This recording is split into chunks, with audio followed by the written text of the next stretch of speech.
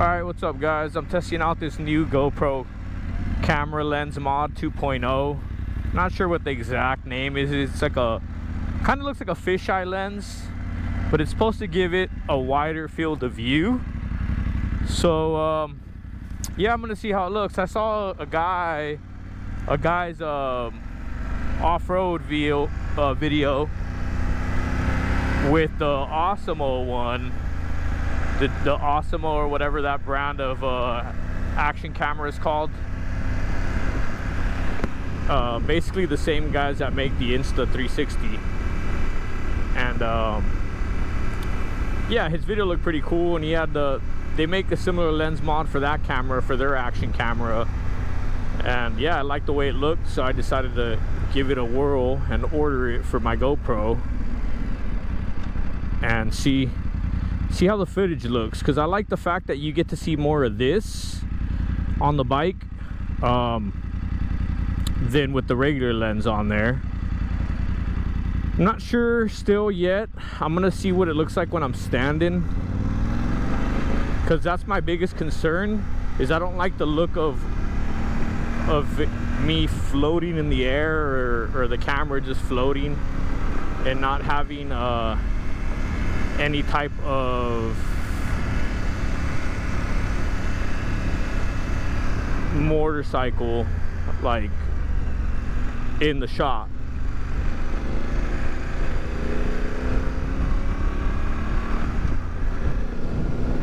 So I'm gonna test it out. I definitely do like, I'm pretty sure the view of sitting will be cool, or good I should say, because the regular GoPro lens already looked good as well, so I don't think there's gonna be much change there. But my main concern is the standing position and how that's gonna look.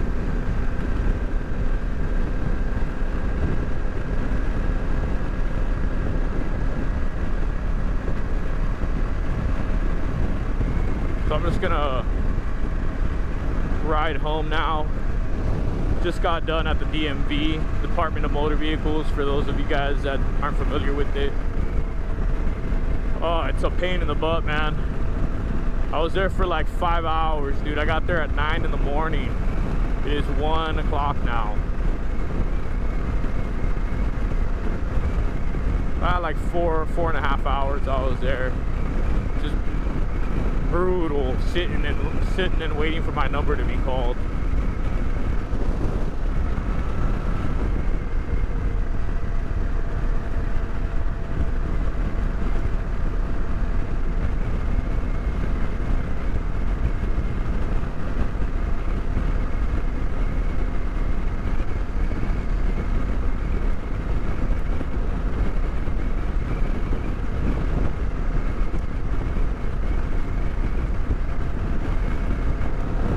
Taking this.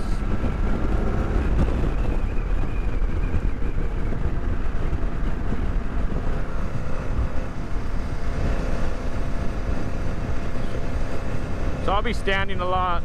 I'm not a weirdo. I'm not trying to be weird on the highway or on the street, but I really am curious to see how the angles look standing, because that's mainly how obviously you ride when you're off pavement.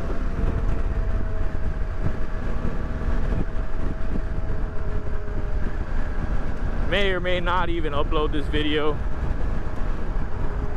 but I'm sure there's some people out there that are curious to see what the mod looks like. I have a chin mount on my helmet, by the way, in case y'all are wondering how it is I have this thing mounted. I do have it mounted a chin mount,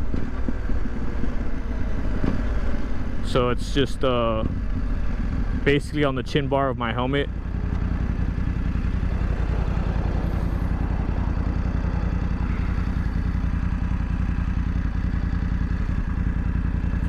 It's a hot one today, boys. It's 109 out here right now. Not a whole lot of fun riding in this weather. I just want to get home, to be honest.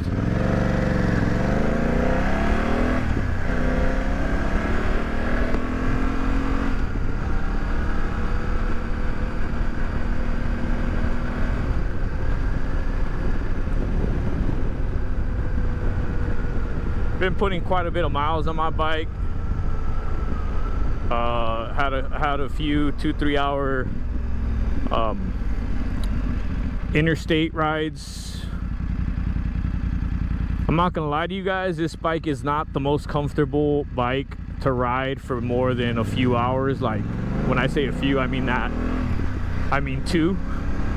So anything more than like an hour and a half, 2 hours, seat's not very comfortable, and the wind buffeting is pretty excessive. But as you all may know, if you've watched my other videos where I explain, I used to have a 1300GS.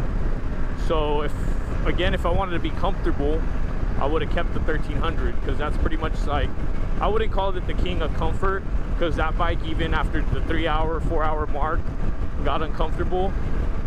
But wind buffeting was certainly not an issue on that bike, with the adjustable windscreen, the electronic adjustable windscreen that you can make come up or go back down. So it was you got a decent amount of wind protection on that bike.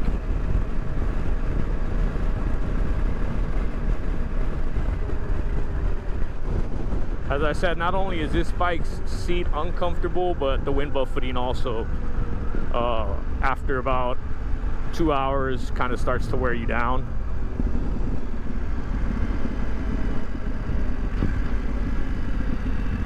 So if you're looking for a bike to do long rides, go touring and whatnot, I would recommend a 1250 GS, 1300 GS, or any one of those, Ducati Multistrada, all those other bikes over this bike. And if you watch my other video, y'all know that I was looking for a more off-road focused, more off-pavement focused bike, and I feel like this bike, you know, it's right up there with the Yamaha Tenere and KTM 890 and Norton 901 in terms of off-road capability. Still a heavy bike, comes in at about 482 pounds. So I mean, in capable hands, you could do single track or whatever in capable hands, but I won't be doing that. Y'all can watch my other videos to know I'm not a hardcore enduro or single track type of rider. Mainly just fire roads, gravel roads, forest roads, whatever you want to call those.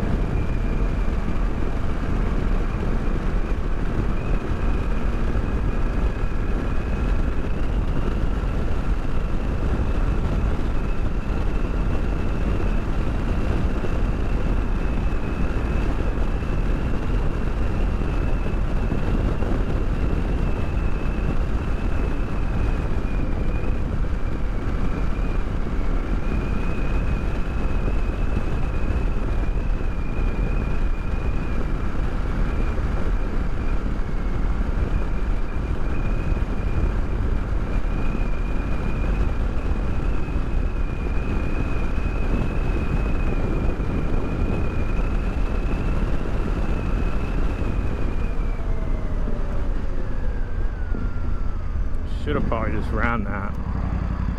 Ugh, wasted like all my brakes on that.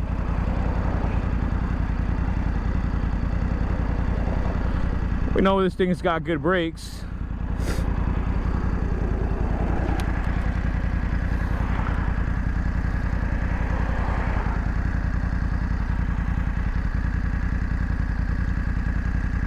For those of you that were wondering, this thing definitely has good brakes.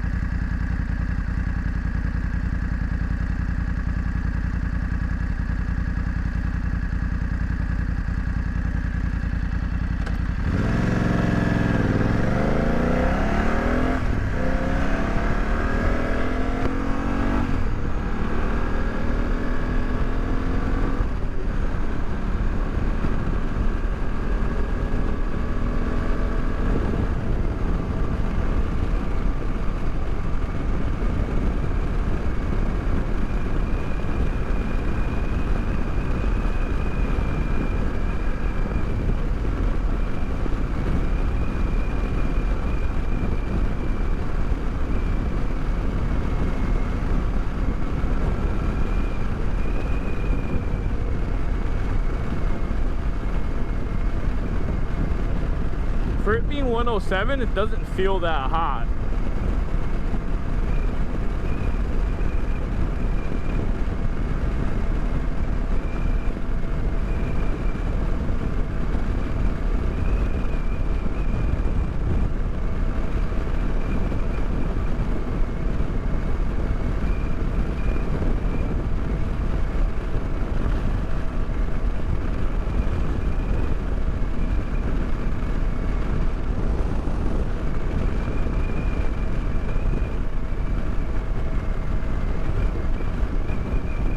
Getting all the red lights today.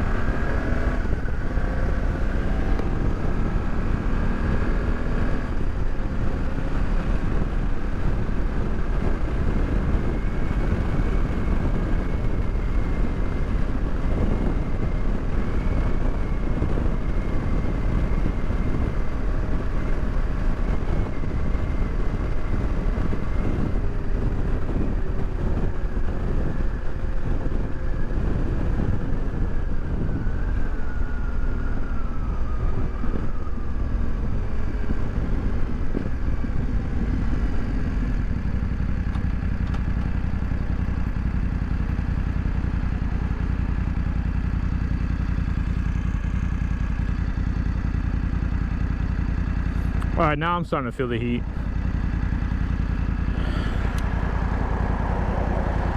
Really, you don't start to feel it till you're like 10 minutes into it, 15 minutes into it. Then everything starts to cook. Luckily, this engine doesn't produce a whole lot of heat. It's actually very unnoticeable. But when it's 107 out, I guess you won't notice an extra heat coming out of the motor.